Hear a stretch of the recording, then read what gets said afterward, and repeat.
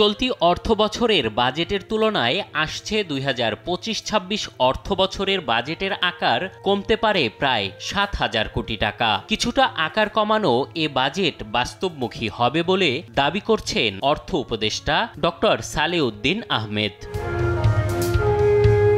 অর্থনীতিবিদরা বলছেন বাজেটের ৩০% ব্যয় না হলে সে বাজেটকে বাস্তবমুখী বলা চলে না। বাস্তবমুখী বাজেট বলতে বোঝায় যে যেই বাজেটের প্রস্তাবগুলো বাস্তবায়িত হয়। অতীতে আমরা দেখেছি বাজেট বাস্তবায়নের কোয়ান্টিটেটিভ একটা ইন্ডিকেটর আছে, সেটা হলো যে যত টাকা বরাদ্দ হয়েছিল তার কত % ব্যয় করতে পেরেছে। সেই হিসাবে ৩০% যদি অব্যয়িত থাকতো তাহলে আমরা বলতাম এটা বাস্তবায়নযোগ্য বাজেট হয়নি। এত ইনফ্লেটেড বাজেট হয়েছে যে অংশটা বাস্তবায়িত হয়নি। তবে প্রতি অর্থ বছরের বাজেট বরাদ্দের প্রায় ১ লাখ কোটি টাকা বা তারও বেশি অর্থ ব্যয় করতে পারেনি আগের সরকার। বিদায়ী অর্থবছরের প্রস্তাবিত বাজেটের তুলনায় ৭,০০০ কোটি টাকা কম। তো এখন এই যেটা করা হলো আকার, সেটার ক্ষেত্রে দুটো বিষয় লক্ষ্য করা হয়েছে। সেটা হলো এই যতটুকু বাজেট প্রস্তাব করা হয় তার প্রায় ১ লক্ষ কোটি টাকা কম খরচ করা হয়, এবং এটা গত ২-৩ বছর এরকম হয়েছে।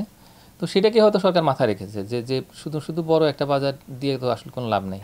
তাহলে বর্তমান বাজেটের সম্পূর্ণ বরাদ্দ ব্যয় করতে পারলেই কি বাজেট বাস্তবমুখী হবে, এমন প্রশ্ন ছিল অর্থনীতিবিদদের কাছে। দেখেন, বাস্তবমুখী বলার মূল অর্থ হচ্ছে এটাই হবে আমার ধারণায়, সেটি হচ্ছে যে উচ্চাকাঙ্ক্ষী বাজেট আমরা করব না, যেটা আমরা বাস্তবায়িত করতে পারবো না সেরকম বাজেট না করে যেটা আমরা সত্যিকার অর্থে বাস্তবায়িত করতে পারবো সেটাই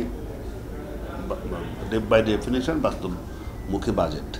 অবশ্য চলতি অর্থ বছরের প্রথম ৬ মাসের তুলনায় শেষ ৬ মাসে বাজেট বাস্তবায়নের হার বেড়েছে। বাজেটে লাখ লাখ কোটি টাকার হিসেব বড় করে উন্নয়ন আর প্রত্যাশা পূরণের আশ্বাস শুধু নয়। যেহেতু রাজনৈতিক সরকারের বাইরে ঘোষণা হচ্ছে এবারের বাজেট, তাই বাস্তবায়নযোগ্য বাস্তবমুখী বাজেট দেখতে চায় দেশের জনগণ।